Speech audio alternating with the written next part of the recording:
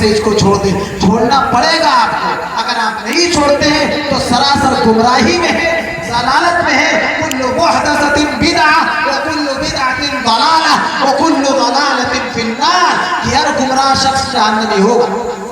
تو میرے بزرگوں دوستو, آئیے آخری بزم کی آخری کڑی اور اہم کڑی حضرت مولانا مفتی محمد وسیم ندوی دامت برکاتہم کو دعوت دیتے ہیں کہ آپ تشریف لائیں اور اپنے مواعظ حسنہ سے ہم سامعین کے قلوب کو منور و مجلہ فرمائیں.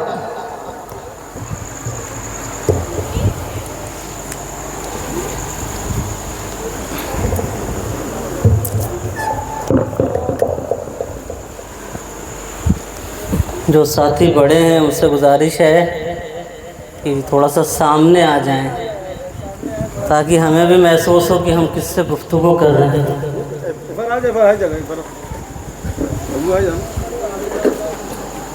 بسم اللہ الرحمن الرحیم.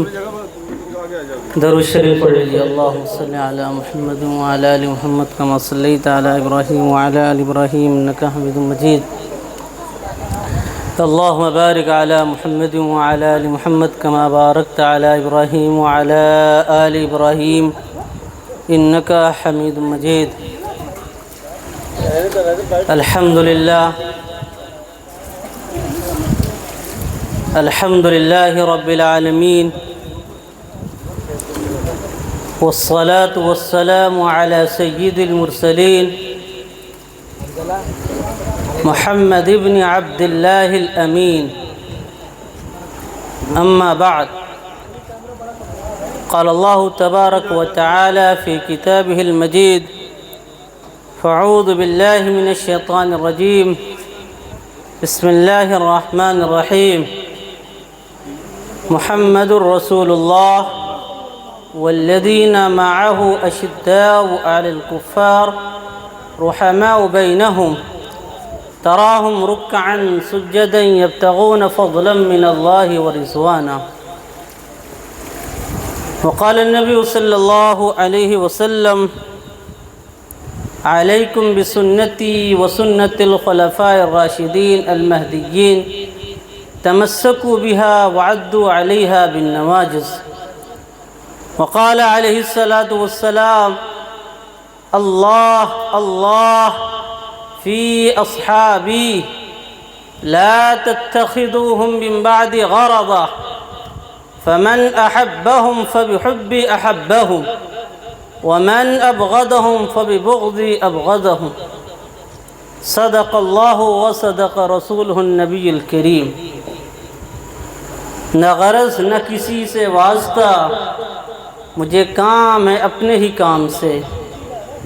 نہ غرض نہ کسی سے واسطہ, مجھے کام ہے اپنے ہی کام سے. تیرے ذکر سے, تیرے فکر سے, تیری یاد سے, تیرے نام سے.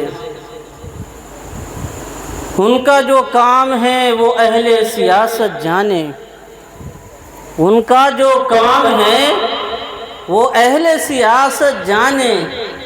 میرا پیغام محبت ہے جہاں تک پہنچے, میرا پیغام محبت ہے جہاں تک پہنچے. علماء کرام, حاضرین مجلس, بڑے خوش نصیب ہیں ہم اور آپ کہ آج ہم دین کے ایک اہم موضوع پر جمع ہوئے ہیں. تعداد ہماری بظاہر کم ہے, لیکن الحمدللہ یہ تعداد فل ہے, بہت ہے یہ تعداد. اللہ تبارک و تعالی ہمارے بیٹھنے اور جمع ہونے کو قبول فرمائے, اور جن نوجوانوں نے اس کے لیے کوشش کیا ہے اللہ تبارک و تعالی ان کی تمام جائز مقاصد کو اور تمام جائز مرادوں کو قبول فرمائے, اور ہم سب کو اس جلسے کو مفید اور کارآمد بنانے کی اللہ تبارک و تعالی توفیق عطا فرمائے. عزیز ساتھیوں, جو موضوع ہم نے آپ کے سامنے رکھنے کا ارادہ کیا ہے وہ تاریخی موضوع ہے، اور اس کے لیے پین نہ ہو تو پین نکال لیجئے، ورنہ دماغ تو کھول ہی لیجئے۔ آیت ہم نے آپ کے سامنے پڑھی تھی، محمد الرسول اللہ والذین معہ اشداء علی الکفار، کہ حضرت محمد صلی اللہ علیہ وسلم اللہ کے رسول ہیں، کوئی مانے یا نہ مانے، یہود مانے، نصارہ مانے، ہنود مانے، مشرکین مانے یا نہ مانے، اللہ کہہ رہا ہے محمد صلی اللہ علیہ وسلم اللہ کے رسول ہیں۔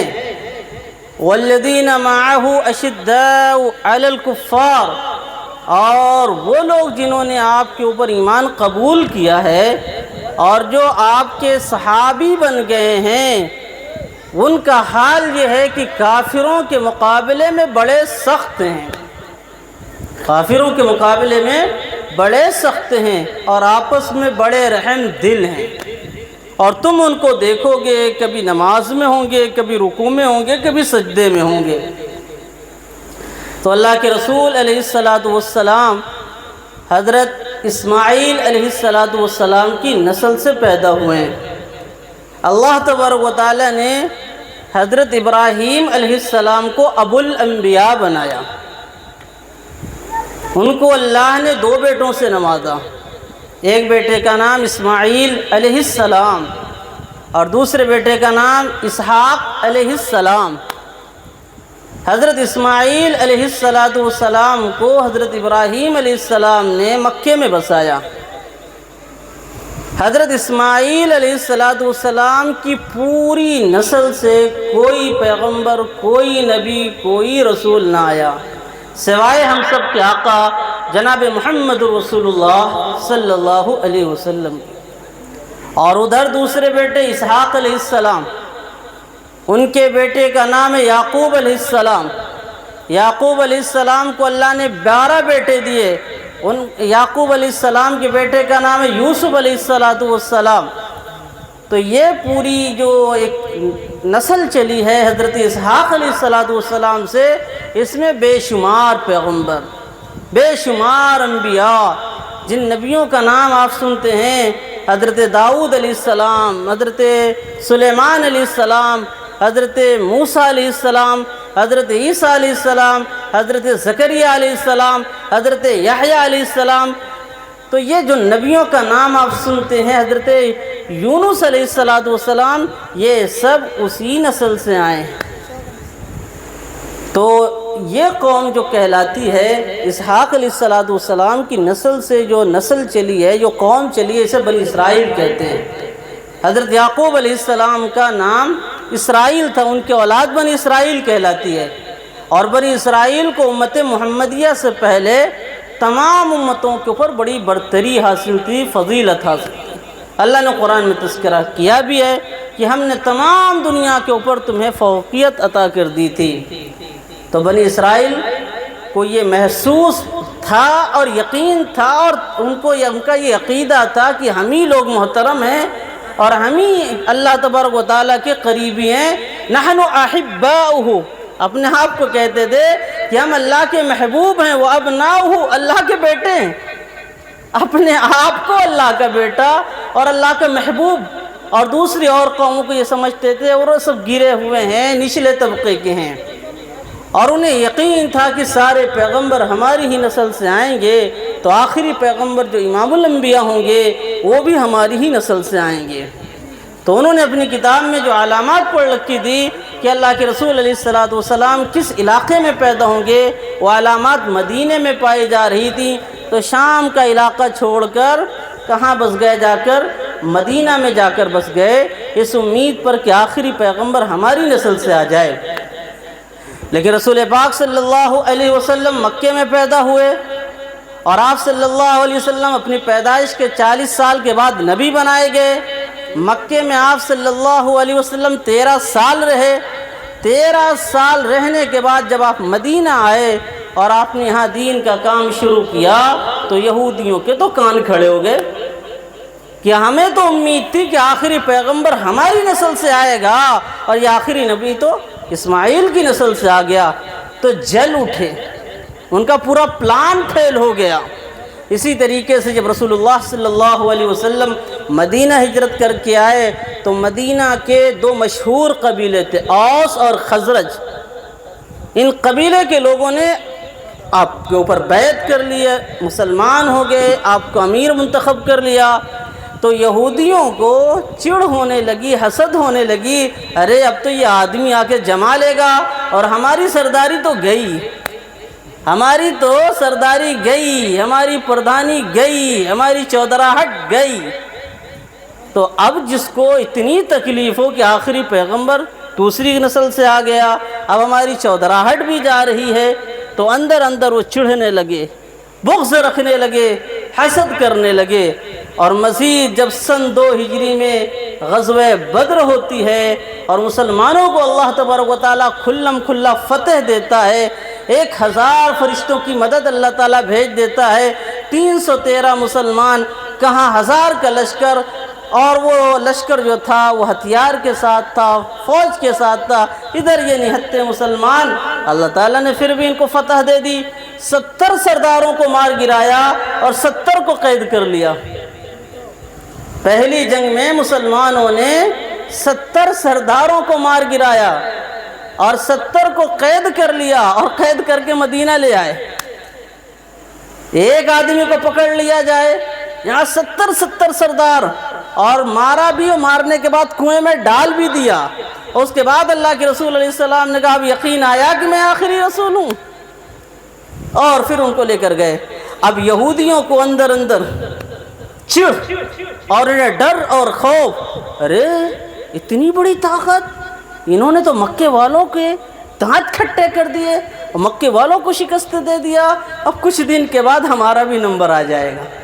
تو جو یہودیوں کے قبیلے تھے، وہ چاہے قینقاع رہا ہو اور چاہے اسی طریقے سے اور جو ان کے قبیلے تھے، وہ اندر اندر پلاننگ بنانے لگے کہ کس طریقے سے محمد صلی اللہ علیہ وسلم کو ختم کر دیا جائے تاکہ نہ رہے بانس نہ بجے بانسری۔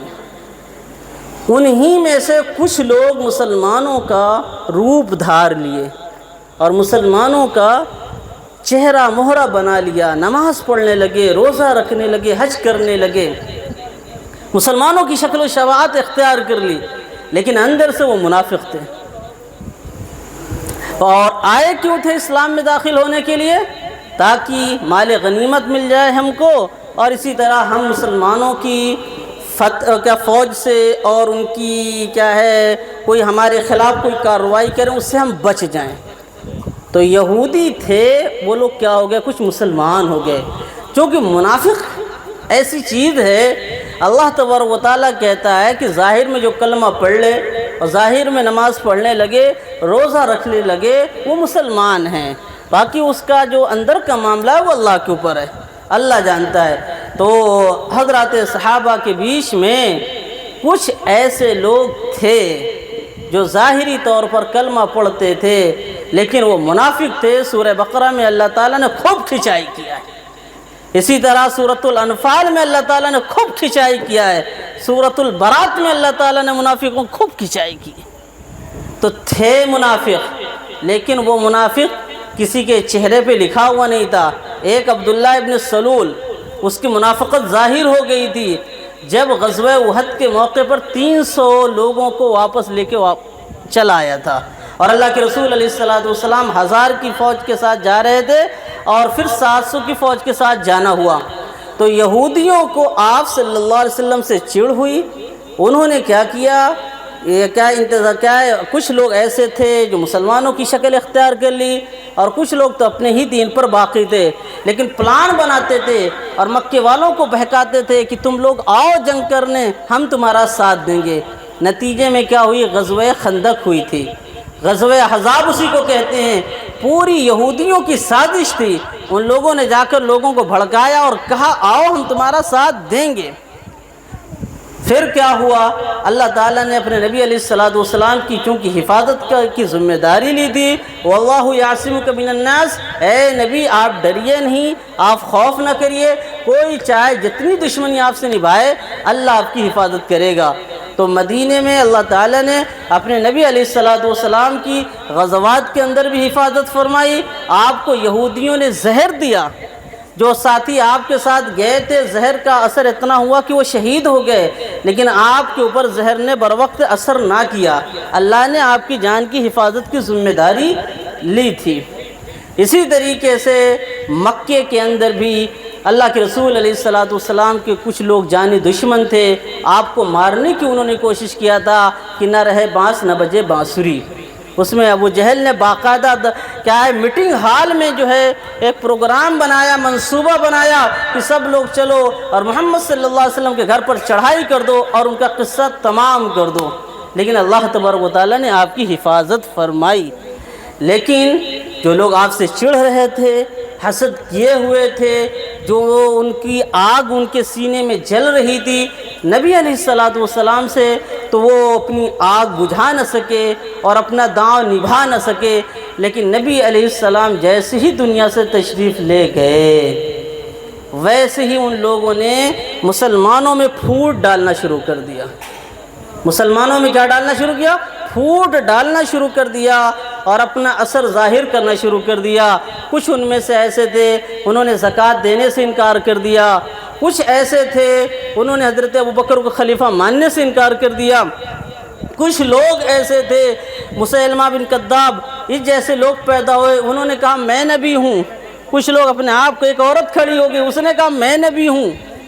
تو اس طرح کے بھی حالات آئے، لوگوں نے اپنی رائے سے، اپنے مشورے سے حضرت ابوبکر رضی اللہ تعالیٰ عنہ کو امیر منتخب کر لیا، لیکن جو منافق قسم کے تھے اور مسلمانوں سے دشمنی نبھانا چاہتے تھے، ان کے دل میں ایک کیڑا پیدا ہوا، ان کے دماغ میں کیڑا پیدا ہوا اور اس کیڑے کو انہوں نے لوگوں میں پھیلانا شروع کیا۔ ارے اللہ کے نبی کے داماد تو علی ہیں رضی اللہ تعالیٰ عنہ، اللہ کے نبی کے چچیرے بھائی تو علی ہیں، اللہ کے نبی نے تو پرورش علی کی ہے، اللہ کے نبی کے گھر کے تو علی ہیں، تو اللہ کے نبی کے جانے کے بعد تو علی کو خلیفہ بننا چاہیے تھا۔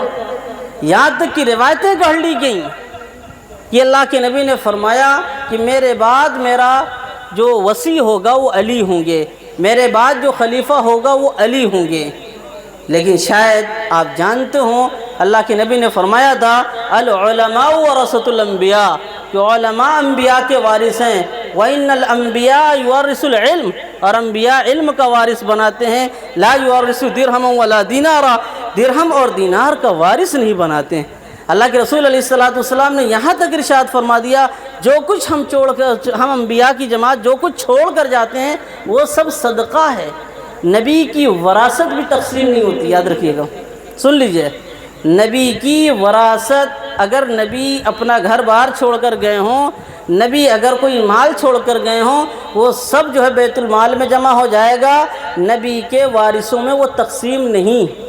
تو جب نبی کی وراثت میں گھر تقسیم نہیں، آپ کا مال تقسیم نہیں، تو یہ کہاں سے ہو جائے گا کہ نبی کے بعد نبی کا بیٹا بن جائے یا نبی کے بعد نبی کا داماد بن جائے؟ تب تو وہی بات آ جاتی کہ وراثت والی، کہ باپ کے بعد بیٹا، بیٹا کے بعد پھر بیٹا، بیٹا کے بعد پھر بیٹا۔ لیکن پھر بھی لوگوں نے یہ شوشہ چھوڑنا شروع کیا کہ خلافت کا تو حق کیا تھا، حضرت علی کا تھا۔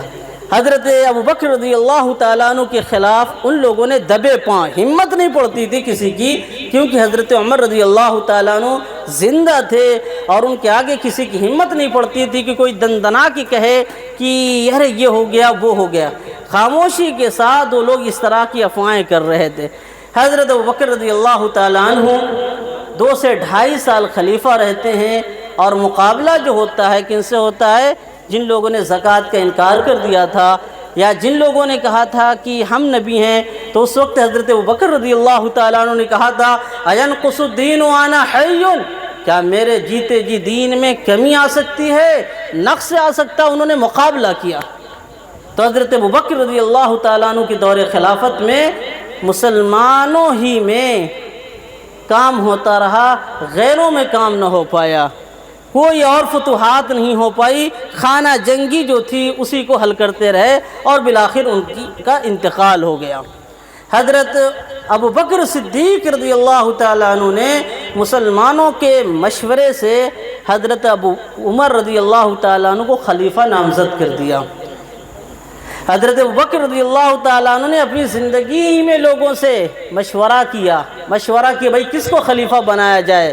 اللہ تعالیٰ نے قرآن میں کہا ہے یا ایھا الذین آمنوا اطیعوا اللہ واطیعوا الرسول وَأُولِي الْأَمْرِ مِنْكُمْ، اے ایمان والو اللہ کی اطاعت کرو اور اللہ کے رسول کی اطاعت کرو، اور تم میں سے جو علماء مجتہدین ہیں اگر وہ کسی بات پر اتفاق کر لیں تو اس کی اطاعت کرو۔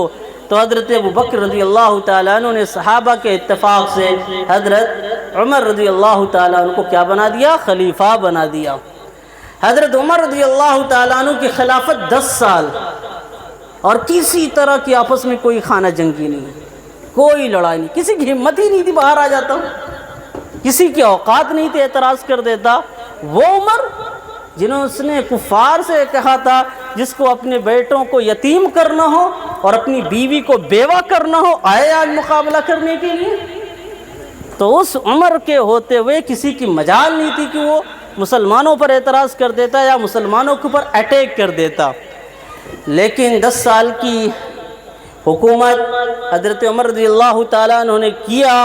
اس مدت میں ابو لولو نامی شخص تھا جو کہ کیا ہے ایک مجوسی غلام تھا، اس نے ایک بات سے چڑھ کر حضرت عمر رضی اللہ تعالیٰ عنہ کو نماز کی حالت میں شہید کر دیا۔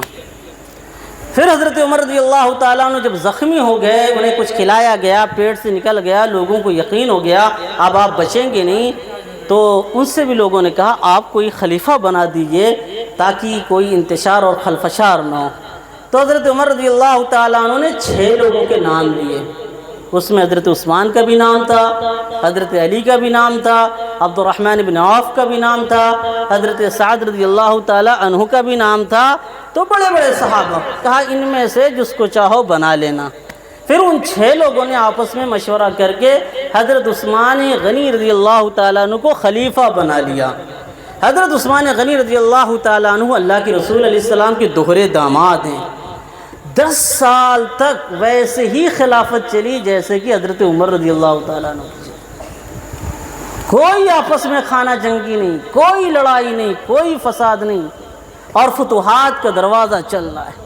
مسلمان جس علاقے میں جا رہے ہیں فتح کر رہے ہیں، علاقے کے علاقے فتح ہو رہے 10 سال تک۔ لیکن جیسے ہی 11واں سال آیا، شیعان علی یہ بلبلے کھڑے ہو گئے، برسات میں بلبلے کھڑے ہو جاتے ہیں نا، تو 11ویں سال یہ بلبلے کھڑے ہوئے، کاہے کے نام سے شیعان علی، حضرت علی کا ساتھ دینے والے۔ ان میں سر فہرست جو تھا عبداللہ ابن ابی تھا، چہرے مہرے سے نہایت بزرگ، زندہ ولی جو دیکھے ایمان لے آئے، اور باتوں میں اس کے ایسی جادوگری تھی کہ جہاں وہ اپنی بات رکھتا تھا لوگ متاثر ہو جاتے تھے۔ لیکن تھا کیا؟ وہی جو میں نے بتایا تھا، یہودی نسل تھا، منافقت اس نے اختیار کی تھی اور مسلمانوں کا چہرہ مورا اختیار کر لیا تھا۔ ہمت تو حضرت عمر کے زمانے میں نہ ہوئی، حضرت عثمان غنی کی حکومت کے دور میں بھی 10 سال خاموش رہا، لیکن 11ویں سال اس نے ایک پوائنٹ نکالا۔ کیا پوائنٹ؟ دھیان دیجئے گا کہ ابھی تک جو خلیفہ بنے تھے حضرت ابو بکر صدیق، وہ قبیلہ تیمی سے تھے۔ دوسرے قبیلہ جو بنے ہیں خلیفہ حضرت عمر بن خطاب، وہ قبیلہ بنی عدی سے ہیں۔ حضرت ابو بکر رضی اللہ تعالیٰ عنہ کا قبیلہ کون سا ہے؟ تیمی قبیلہ۔ اور یہ جو ہے قبیلہ حضرت عمر رضی اللہ تعالیٰ عنہ کا جو قبیلہ ہے وہ بنی عدی ہے، اور پہلے ہی سے اسلام کے آنے سے پہلے ہی سے ہاشمیوں میں اور بنو امیہ میں چپکلش تھی، لڑائی تھی۔ خاندانی لڑائی ہر گاؤں میں ہوتی ہے، اور جو ہو جاتی ہے وہ چنگاری دبی رہتی ہے، ختم نہیں ہوتی۔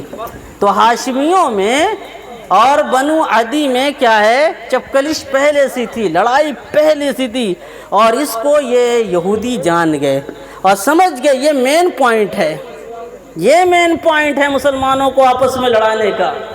یہ مین پوائنٹ ہے مسلمانوں کو نقصان پہنچانے کا، تو شوشہ شروع کیا، ارے اللہ کے نبی تو ہاشمی تھے، تو خلیفہ تو ہاشمی ہونا چاہیے تھا، یہ بنو عدی کا کیسے خلیفہ ہو گیا؟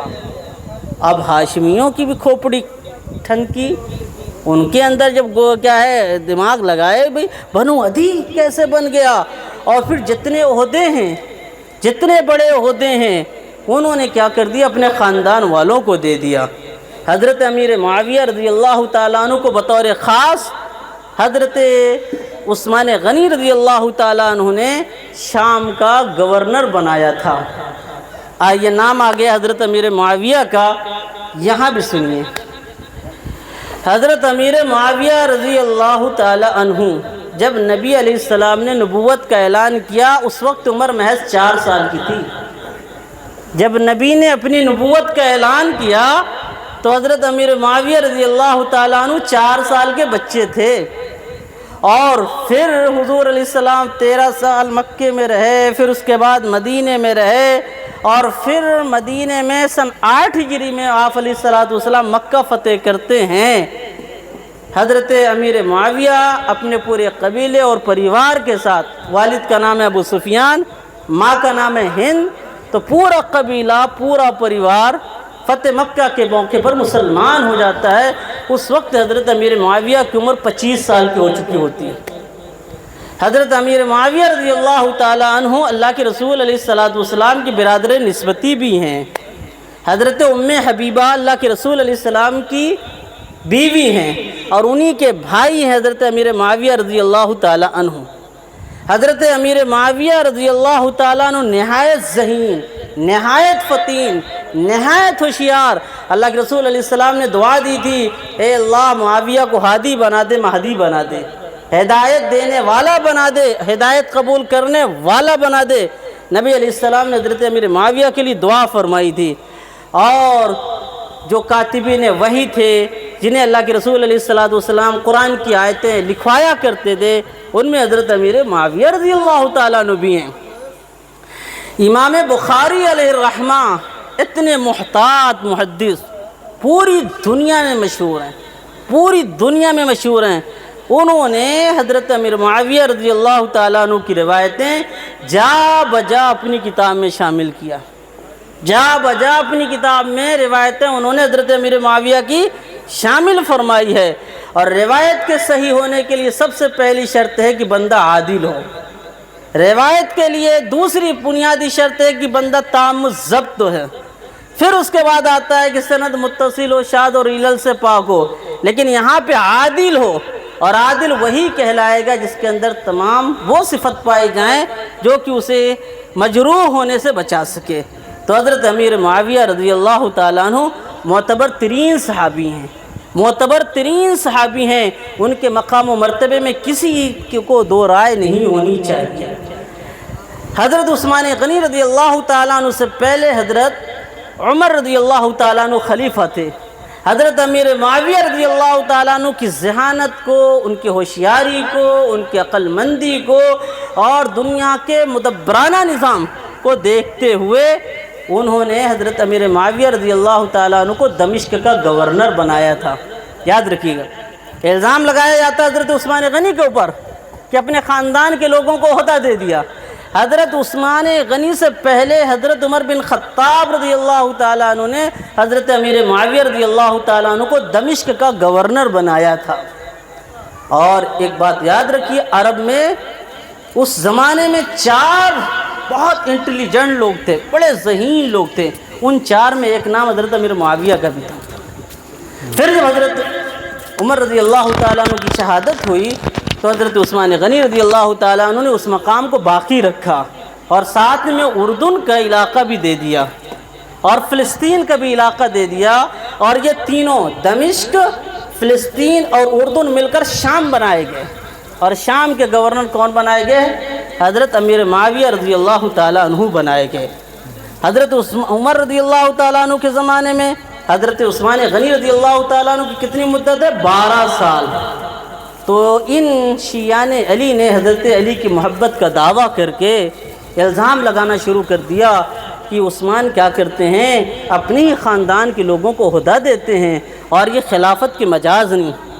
اور پھر اس نے، جس کو میں نے کہا تھا عبداللہ ابن ابی، یہ شام گیا اور اس زمانے میں بصرہ گیا اور کوفہ گیا، ہر جگہ کا اس نے چکر لگایا اور جا جا کر لوگوں کو بہکایا، ارے بھائی دیکھو عثمان سارا عہدہ تو اپنے خاندان والوں کو دے دیے، اب یہ حکومت کے لائق نہیں ہیں۔ اور باقاعدہ حضرت علی رضی اللہ تعالیٰ عنہ کے نام سے خط اور ان کے نام کی مہر لے کر خط ادھر سے ادھر پہنچائے گئے کہ ہم کو بڑی پریشانی ہے، بڑی دقت ہے، آپ لوگ آئیے مدد کرنے کے لیے۔ تو نبی کے گھرانے والے لوگوں سے مدد کے لیے کہیں تو لوگ پھر مصر سے، بصرہ سے، کوفہ سے پہنچے، اور جب مدینہ پہنچے حضرت علی سے ملاقات ہوئی تو انہوں نے کہا میں نے تو لکھا ہی نہیں، کہا آپ نے لکھا ہے، کہا میں نے لکھا ہی نہیں، کہا آپ نے بلایا، کہا میں نے بلایا ہی نہیں۔ پھر وہی بلوائی بنے، اور انہی بلوائیوں نے کیا کیا، حضرت عثمان غنی رضی اللہ تعالیٰ عنہ کو شہید کیا اور مسجد نبوی پر قبضہ کر لیا۔ ایک ہفتے تک انہی بلوائیوں نے مسجد نبوی میں امامت کی، اور اپنے زور سے، اپنے دم سے انہوں نے حضرت علی کی خلافت منتخب کروائی۔ بلوائیوں نے اپنی طاقت اور اپنی زور سے حضرت علی کی خلافت منتخب کروائی کہ جب تک یہ ہو نہیں جائے گا تب تک ہم مدینہ سے جائیں گے نہیں۔ اور باقی مسلمانوں کی بھی رائے تھی، مشورہ تھا، حضرت علی رضی اللہ تعالیٰ عنہ کو خلیفہ منتخب کیا گیا۔ حضرت امیر معاویہ رضی اللہ تعالیٰ عنہ کی طرف سے مطالبہ ہوا کہ حضرت عثمان غنی کے خون کا بدلہ لیا جائے۔ حضرت علی رضی اللہ تعالیٰ عنہ کہہ رہے تھے تھوڑا حکومت مضبوط ہو جانے دیجئے اور کچھ جو ہے معاملہ سامنے آنے دیجئے، قاتل کو واضح ہونے جانے دیجئے تو بدلہ لیا جائے۔ لیکن دشمنوں نے کہنا شروع کر دیا علی نے خود ہی عثمان کے خون کروایا ہے حکومت لینے کے لیے، اور پھر دونوں کے درمیان جنگ ہوئی۔ حضرت علی رضی اللہ تعالیٰ عنہ کی مدت خلافت محض 5 سال۔ اس 5 سال کی مدت میں 1 لاکھ مسلمانوں کا خون، اندازہ لگائیں 1 لاکھ مسلمان اس 5 سال کی مدت میں مارے گئے۔ حضرت علی کی لڑائی حضرت امیر معاویہ سے، حضرت علی کی لڑائی حضرت عائشہ صدیقہ سے، اور جنگ جمل ہوتی ہے، جنگ صفین ہوتی ہے، پھر اس میں یہ نقصان حضرت علی رضی اللہ تعالیٰ عنہ کو جو شیعان علی ہم نوا بنے ہوئے تھے کہ ہم علی کا ساتھ دیں گے، علی کو خلیف، علی کے خلیف، علی خلیف۔ حضرت علی رضی اللہ تعالیٰ عنہ نے جب دیکھا کہ خانہ جنگی بہت ہو گئی، خون خرابہ بہت ہو گیا، تو سوچا کہ کسی تیسرے آدمی کو ثالثی بنا لیا جائے اور وہ کیا کرے، ہمارے درمیان صلح کروا دیں۔ فاصلحوا ذات بینکم، قرآن پاک نے کہا اگر جھگڑا ہو جائے تو تم آپس میں صلح کرا دیا کرو۔ تو حضرت علی رضی اللہ تعالیٰ عنہ کسی تیسرے آدمی کو کہا کہ کسی تیسرے آدمی کو لائیے اور وہ ہمارے درمیان صلح کرا دے تاکہ جھگڑا ختم ہو جائے۔ جب یہ ثالثی کی بات آئی تو جو شیعان علی تھے انہی میں سے کچھ کیا ہو گئے، خوارج بن گئے۔ انہی میں سے کچھ کیا بن گئے، خوارج بن گئے، اور کہا ہم تو علی کو کافر مانتے ہیں۔ نعوذ باللہ، اللہ کے علاوہ کسی اور کو انہوں نے فیصل بنا لیا، فیصلہ اللہ کرنے والا انہوں نے کسی اور کو فیصل بنا لیا، نعوذ باللہ، یہ مرتد ہو گئے۔ اور حضرت علی رضی اللہ تعالی عنہ کو عبد الرحمن بن ملجم نے جب وہ فجر کی نماز پڑھانے جا رہے تھے جا کر شہید کر۔ عبد الرحمن بن ملجم جو خارجی تھا، پہلے شیعان علی میں تھا، حضرت علی کا ساتھ دینے والوں میں تھا، اور میں پہلے ہی بتا چکا یہ شیعان علی حضرت علی سے محبت تھوڑی تھی، اہل بیت سے محبت تھوڑی تھی، وہ دو مسلمانوں میں خانہ جنگی پیدا کرنے کے لیے شیعان علی کا نام، شیعان علی، علی کا ساتھ دینے والے، علی کا ساتھ دینے والے، اور پھر وہی کیا بن گئے، خوارج بن گئے اور حضرت علی کو شہید کر دیا۔ تو عبد الرحمن بن ملجم حضرت علی کو مارنے، اللہ کے رسول علیہ السلام نے فرمایا تھا کہ میری امت کا سب سے بدترین شخص وہ ہوگا جو حضرت علی کو شہید کرے گا۔ اور کبھی آپ کے سامنے ذکر کیا ہوں گا، جب اس کو مارا جانے لگا عبد الرحمن بن ملجم کو، تو اس کی زبان کاٹی جا رہی تھی، اس نے کہا کہ نہیں، میری زبان نہ کاٹو تاکہ آخری دم تک میں اللہ کا ذکر کرتا رہوں، میری گردن مار دو، زبان نہ کاٹو تاکہ میں آخری دم تک اللہ کا ذکر کرتا رہوں۔ تو معتزلہ اور خوارج کے بارے میں آپ لوگوں نے پڑھا ہوگا کہ معتزلہ اور خوارج کا کیا عقیدہ ہے کہ اگر کوئی گناہ کبیرہ کر لیتا ہے، ایک نماز چھوڑ دیتا ہے تو کافر ہو جاتا ہے ہمیشہ کے لیے، کوئی ایک جھوٹ بولتا ہے تو کافر ہو جاتا ہے، اتنے بڑے اپنے آپ متقی بنتے ہیں۔ تو حضرت علی کی جب شہادت ہو گئی تو اہل مدینہ نے اپنے مشورے سے کس کو بنایا؟ حضرت امام حسن رضی اللہ تعالیٰ عنہ کو خلیفہ بنایا، اور 5 مہینے 6 مہینے تک یہ خلافت حضرت حسن رضی اللہ تعالیٰ عنہ کی چلی، لیکن جنگ حضرت امیر معاویہ سے ابھی بھی چل رہی تھی، ختم نہیں ہوئی۔ تو حضرت امام حسن نے کیا کر لیا؟ خود ہی سرنڈر کر دیا، میں نہیں چاہتا کہ مسلمانوں کا خون بہتا رہے، اور انہوں نے دستبرداری کر لی۔ جب دستبرداری کر لیا تو حضرت امیر معاویہ خود اپنے زور سے، اپنی طاقت سے خلیفہ بن بیٹھے، یہاں تک کہ لوگوں نے خلیفہ کا لفظ ہی استعمال نہیں کیا، انہوں نے امیر المومنین کا لفظ یا امیر معاویہ کا لفظ یا بادشاہ کا لفظ استعمال کیا، کیونکہ خلیفہ تو وہ ہوتا ہے جو مشورے سے بنتا ہے۔ حضرت امیر معاویہ مشورے سے نہیں بنے، بزور طاقت، اور کتنے سال تک رہے؟ 20 سال۔ کتنے سال؟ 20 سال تک رہے۔ اس 20 سال میں بھی مسلمانوں کے آپس میں کوئی لڑائی نہیں، کوئی جنگ نہیں، کوئی جھگڑا نہیں، اور حضرت امیر معاویہ سے پہلے خلافت مسلمانوں کی فتوحات جتنی ہوئی تھیں اس سے ڈبل فتوحات حضرت امیر معاویہ کے زمانے میں ہوگی۔ حضرت امیر معاویہ رضی اللہ تعالیٰ عنہ کے زمانے میں ایران فتح ہوا تھا، اور آپ کا یہ کیا ہے افغانستان اسی زمانے میں فتح ہوا، اور قسطنطنیہ کی جنگ اسی زمانے میں ہوئی تھی، جس کے بارے میں اللہ کے رسول علیہ الصلوۃ والسلام نے فرمایا تھا کہ قسطنطنیہ میں جو لوگ بھی شریک ہوں گے وہ سب جو ہے مغفور ہیں، سب بخش دیے گئے، معاف کر دیے گئے۔ حضرت ابو ایوب انصاری اسی جنگ میں جا رہے تھے، راستے میں انتقال ہو گیا، کہا کہ میری لاش کو گھوڑے پہ باندھ دینا تاکہ میں بھی انہی لوگوں میں شریک ہو جاؤں جو لشکر جو ہے قسطنطنیہ گیا تھا۔ حضرت امیر معاویہ کی خلافت کے 10 سال ہو گئے۔ کتنے سال؟ 10 سال۔ مدت تو پوری کتنی سال ہوئی ہے؟ 20 سال، لیکن جب 10 سال ہو گئے تھے تو حضرت مغیرہ ابن شعبہ صحابی رسول ہیں، بیعت رضوان میں شرکت کی تھی۔ بیعت رضوان، اللہ کے رسول علیہ السلام جب عمرہ کرنے آئے تھے تو لوگوں نے افواہ اڑاتی تھی حضرت عثمان غنی کو شہید کر دیا گیا، تو اللہ کے رسول علیہ السلام نے ایک پیڑ کے نیچے بیعت کی تھی، اسے بیعت رضوان کہتے ہیں۔ اللہ تعالیٰ نے ان سب کی مغفرت فرما دی تھی، ان میں حضرت مغیرہ ابن شعبہ شامل ہے۔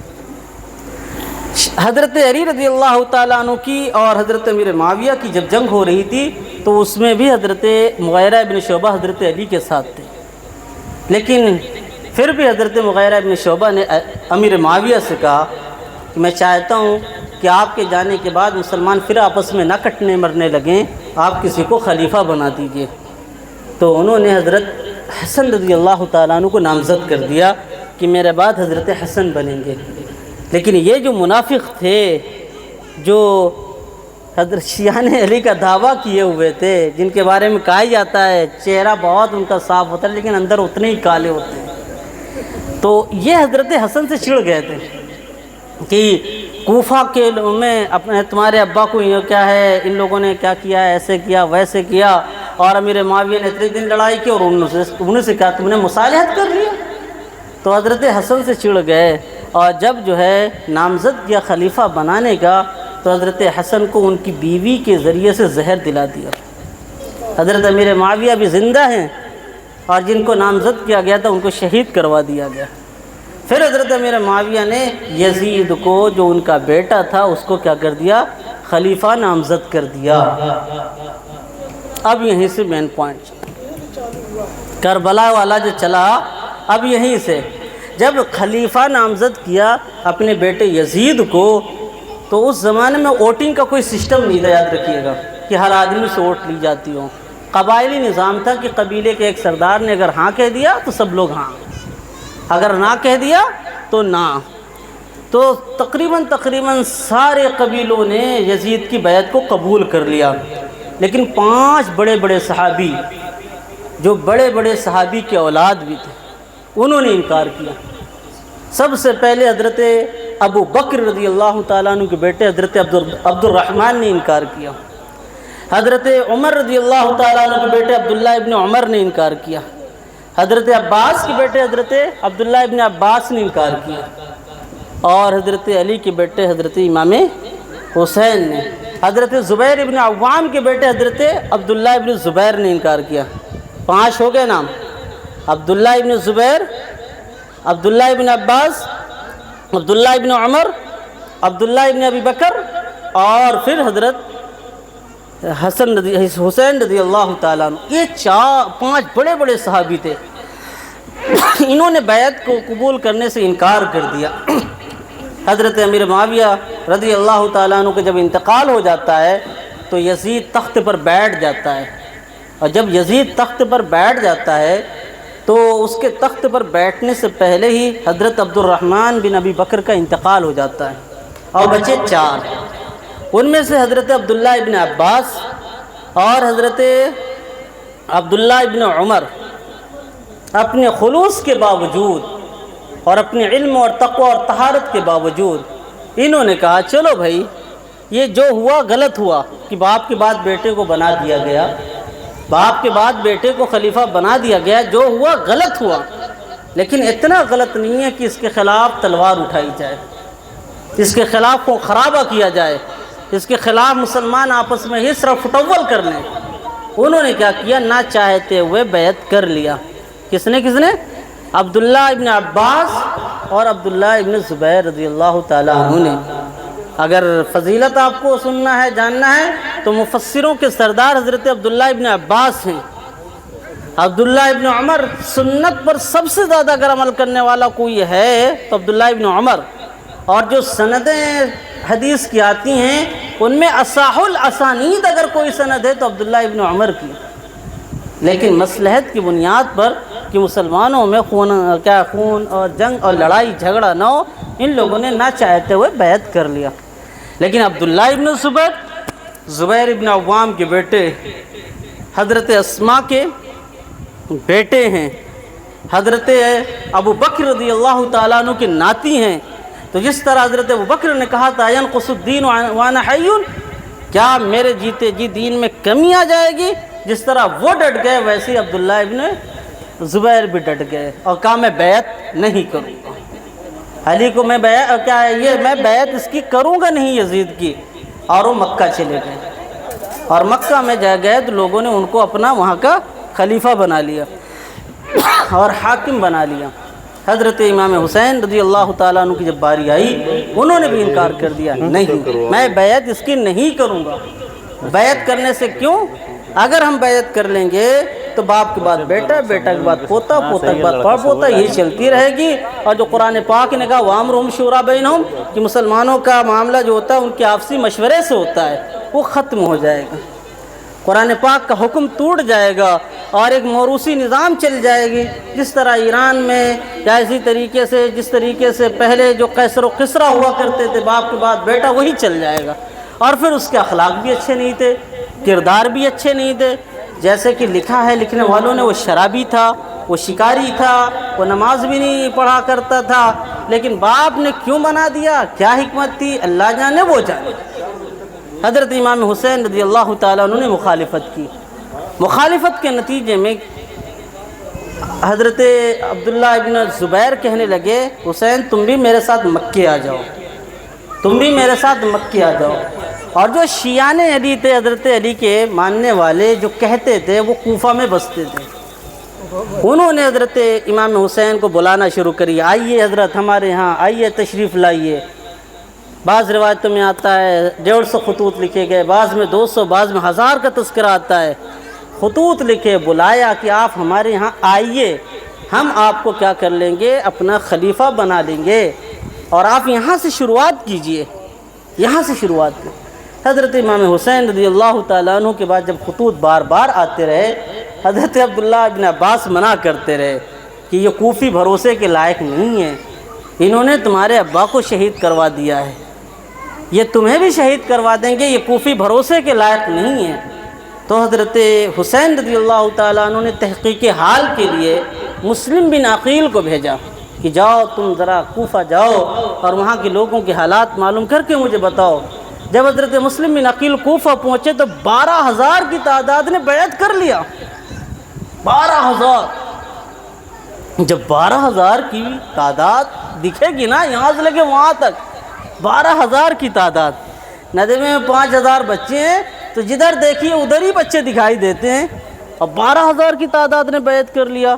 تو حضرت مسلم بن عقیل نے فوراً خط لکھا اور بھیج دیا، یہاں کے حالات بہت اچھے ہیں اور آپ کو خلیفہ بنانے کے لیے لوگ تیار ہیں، آپ تشریف لے آئیں. ادھر جو ہے یزید کو پتہ چلا کہ کوفہ میں ہمارے خلاف سازش ہو رہی ہے اور کوئی اور نئی حکومت کھڑی کی جا رہی ہے. تو اس نے عبید اللہ ابن زیاد کو جو کہ اصل بصرہ کا گورنر تھا، بصرہ کا گورنر تھا، اور کوفہ کے جو گورنر تھے وہ نعمان بن بشیر تھے. کوفہ کے گورنر نعمان بن بشیر تھے. فوراً کوفہ کے گورنر کو ہٹایا، بصرہ بدلا، اور بصرہ کا گورنر جو تھا عبید اللہ ابن زیاد اس کو کوفہ بھیجا. اور عبید اللہ ابن زیاد کی جو تاریخ ہے اگر سنیں تو زیاد جو ہے زیاد ایک غلام اور ایک باندی کا بیٹا ہے. وہ پتہ نہیں ہندوستانی باندی تھی یا ایرانی باندی تھی، دونوں جگہ کے نام آتا ہے، ٹھیک. اور وہ کس باپ کی اولاد ہے کچھ پتہ نہیں، اسی لیے تاریخ میں لکھا جاتا ہے زیاد اپنے ابا کا بیٹا، صحیح بات. ہاں اب بتائیے جس کا باپ ایسا ہوگا اس کا بیٹا کیسا ہوگا. تو بڑا کمینہ نالائق انسان عبید اللہ ابن زیاد، اس کو گورنر بنایا گیا کوفے کا. اس نے فوراً جا کر کوفے والوں کے اوپر چڑھائی کیا اور ڈنڈا چلانا جب شروع کیا تو جو 12,000 کی تعداد تھی سب تتھر بتھر ہونے لگی. جب پریشر پڑا، دباؤ پڑا، اور نتیجہ ایک وقت ایسا آیا کہ ہانی کے گھر، ایک ہانی شخص تھے، ان کے گھر میں مسلم بن عقیل جا کر ٹھہر گئے. انہی کے بیٹے نے جا کر بتا دیا کہ ہمارے گھر میں مسلم بن عقیل ہیں.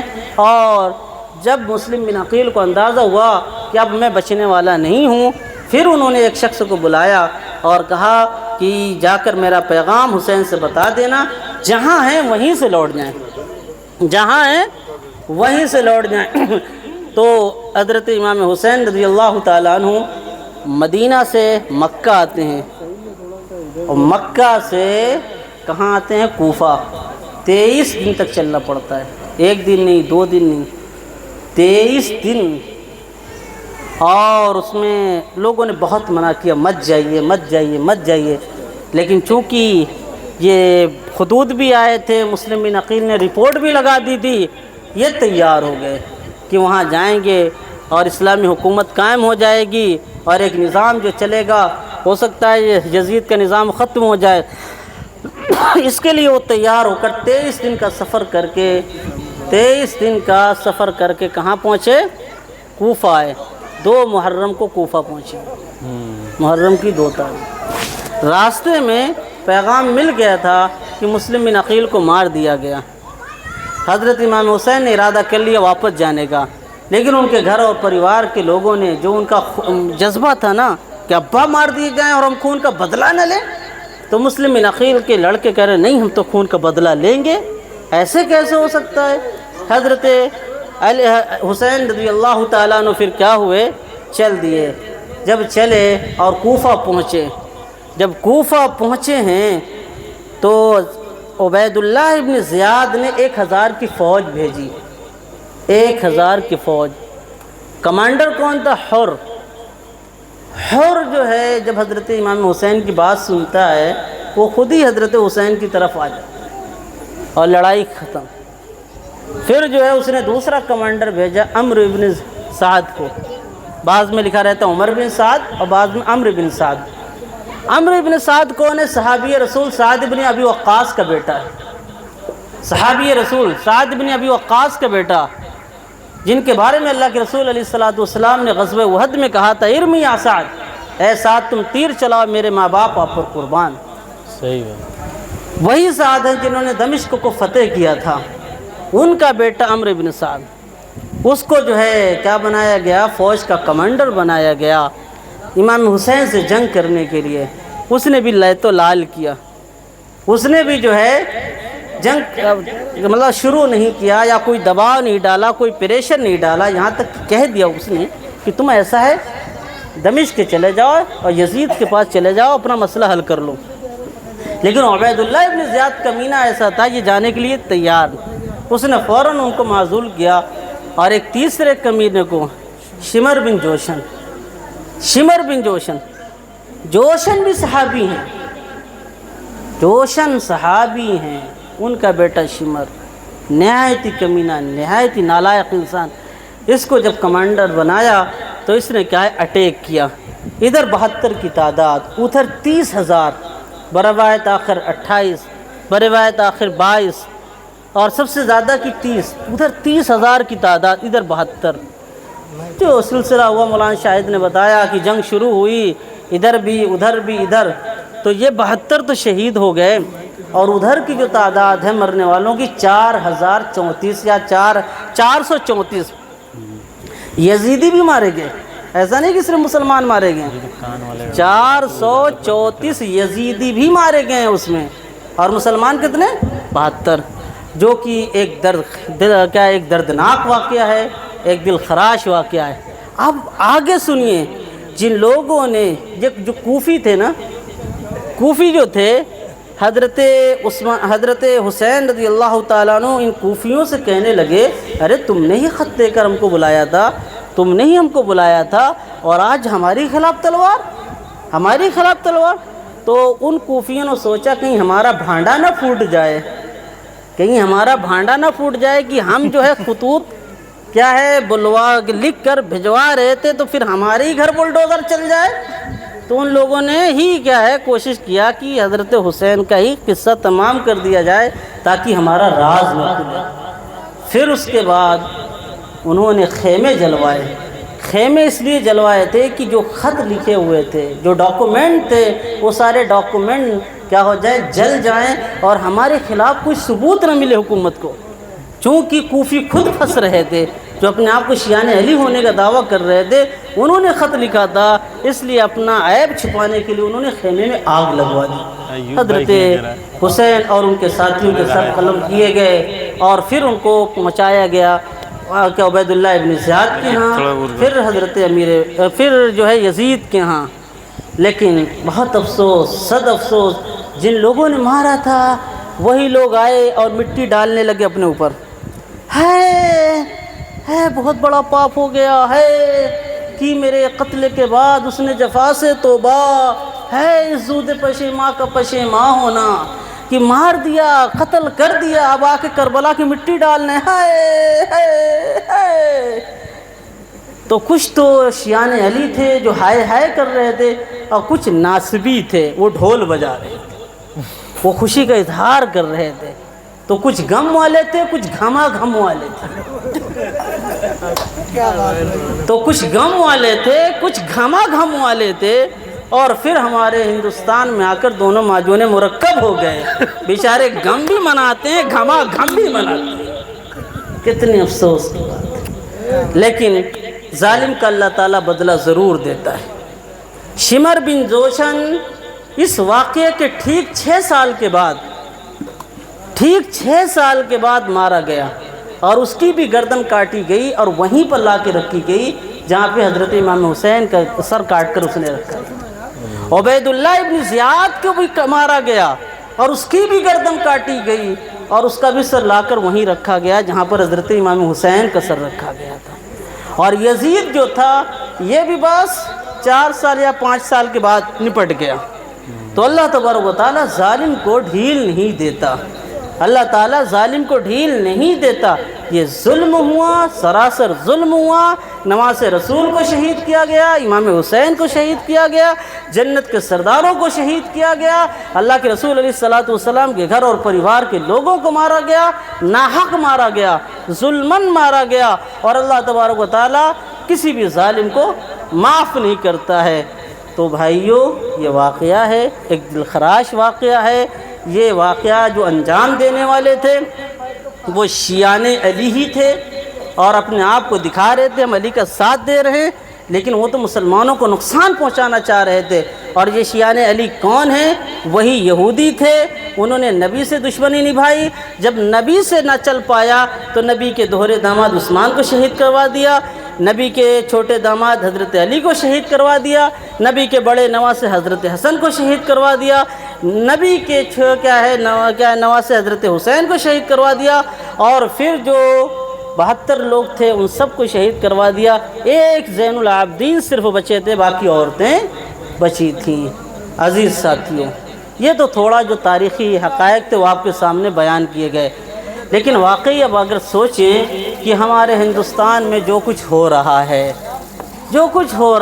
یہ تو سب وہی شیعوں ہی کی وجہ سے ہے۔ ان کی حکومت ہو گئی تھی اودھ میں، اور انہوں نے یا تو دباون یا تو لالچ میں گاؤں میں جا کے چبوترے بنوائے، تعزیے رکھوائے، جو جتنا بڑا تعزیہ رکھے گا اتنا اس کو بڑا انعام دیا جائے گا، اور پھر اس کے اندر لاٹھی ڈنڈا، کہیں یہ ماتم کرتا ہے کوئی ماتم؟ یہ نوٹنکی ہے، ماتم تھوڑی دکھا کے۔ خیر اللہ ان کو سمجھ دے۔ اور جو نبی کے نواسوں کا یہاں پر مذاق اڑا رہے ہیں، وہ چاہے ان کا جنازہ اٹھا رہے ہوں، چاہے ان کے شہادت کے دن ڈھول بجا رہے ہوں، تاشے بجا رہے ہوں، ادھم چوکڑی مچا رہے ہوں، کل قیامت کے دن امام حسین کا سامنا کرنا ہے، نبی کا سامنا کرنا ہے۔ اور اگر امام حسین نے یہ کہہ دیا میری شہادت ہوئی تھی، میرا گھر بار لوٹا تھا، تم ڈھول تاشے بجا رہے تھے، تم ناچ نوٹنکی کر رہے تھے، کان پکڑ کر اگر جنت سے نکال دیا تو ہمارا کیا ہوگا؟ اللہ سمجھ عطا فرمائے ہمارے ساتھیوں کو جو یہ کر رہے ہیں، جس کو تانا ہم نہیں دیں گے کہ یہ سراسر جاہلیت ہے، یہ ہے وہ ہے، تانا تو نہیں دیں گے، لیکن افسوس ہوتا ہے ان کی کم فہمی پر، کم سمجھی پر، نادانی پر، ان کے بھولے پن پر۔ اور چونکہ اس میں مزہ آتا ہے اس لیے اپنا دبئی ہے، قطر ہے، یا پھر دلی ہے، بمبئی ہے، لکھنؤ چھوڑ کے چلو بھائی محرم منانا ہے۔ ارے جہاں تھے وہیں منا لیتے۔ اور غم کی منانے کی چیز ہے، غم تو خود ہوتا ہے۔ ہم امت وسط ہیں، امت معتدل ہیں۔ ہمارا کام کیا ہونا چاہیے؟ خوشی منانا یا غم منانا؟ یہ بھی ایک سوال ہے۔ تو دیکھیے، نہ تو ہم خوشی منا سکتے ہیں کیونکہ ناصبیوں نے خوشی منائی تھی، نہ ہم غم منا سکتے ہیں کیونکہ شیعوں نے غم منایا تھا، تو ہمیں بیچ میں رہنا ہے۔ اور بیچ میں کیا رہنا ہے؟ آپ سے ہو سکے کچھ صدقہ و خیرات کریے شہدائے کربلا کے نام، آپ سے ہو سکے تو آپ جو قرآن پاک پڑھیے، تلاوت کیجئے، ذکر اذکار کریے، ان کے نام بخش دیجئے، یا پھر اسی طریقے سے جو روزہ رکھا جاتا ہے، وہ شہیدوں کے نام کا روزہ تھوڑی، وہ بہت زمانے سے چلا آ رہا ہے، اللہ کے لیے روزہ رکھا جاتا ہے، روزہ رکھیے، تلاوت کیجئے، اور اپنے اندر بھی ایک جذبہ پیدا کیجئے کہ ہم کو کیا کرنا ہے؟ اللہ کی اطاعت کرنا ہے، رسول کی اطاعت کرنا ہے۔ ہم نے شروع میں آیت پڑھی تھی اور اس میں یہی تھا کہ محمد الرسول اللہ والذین معه اشداء علی الکفار رحماء بینہم، کافروں کے مقابلے میں ہمیں بھی سخت ہونا چاہیے، ان کے تعلق سے ہمیں نرم نہیں ہونا چاہیے، اور آپس میں رحم دل ہونا چاہیے۔ اسی طرح حدیث بھی پڑھی تھی کہ تمہارے اوپر لازم ہے کہ تم صحابہ کے طریقے کو پکڑے رہو اور میرے طریقے کو پکڑے رہو اور اس کو مضبوطی سے تھامے رہو۔ اور دوسری حدیث پڑھی تھی کہ اللہ کے واسطے کسی صحابی کو برا بھلا نہ کہنا، کسی صحابی کو برا بھلا نہ کہنا، صحابی چھوٹا ہو بڑا ہو کوئی بھی ہو، سارے صحابی عادل ہیں، سارے صحابی راشد ہیں۔ ایک پوائنٹ اور بتا دوں، خلفائے راشدین صرف حضرت ابوبکر، حضرت عمر، حضرت عثمان، حضرت علی ہیں، یہ صرف 4، اور بعض لوگوں نے حضرت حسن کو بھی شامل کیا ہے۔ حضرت علی خلفائے راشدین میں سے نہیں ہیں لیکن خود راشد ہیں، اولئک هم الراشدون۔